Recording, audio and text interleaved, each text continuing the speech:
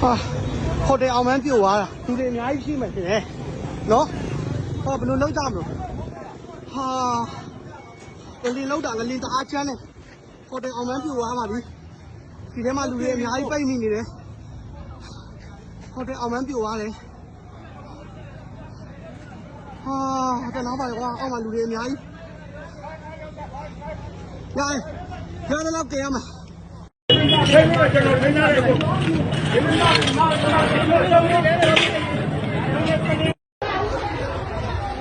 ဒီကနေ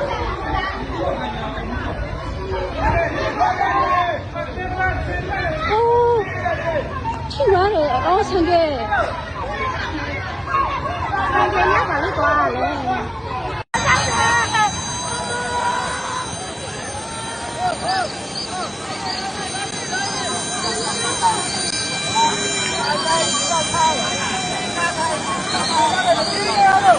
မထားနဲ့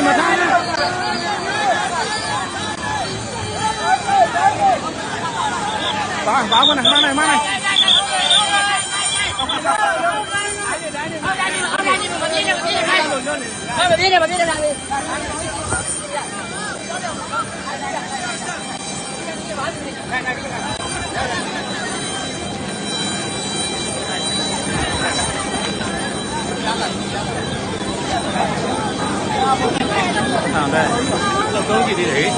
မပြင်းနဲ့တော့တမင်းနော်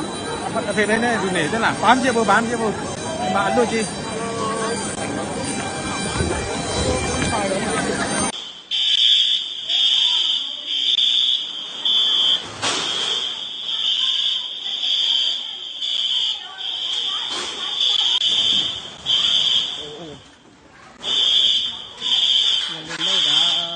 28ရက်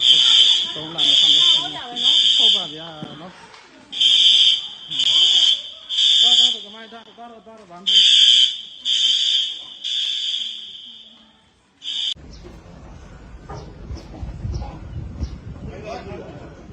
ဟဲ့ရိုက်တော့ပါပြီ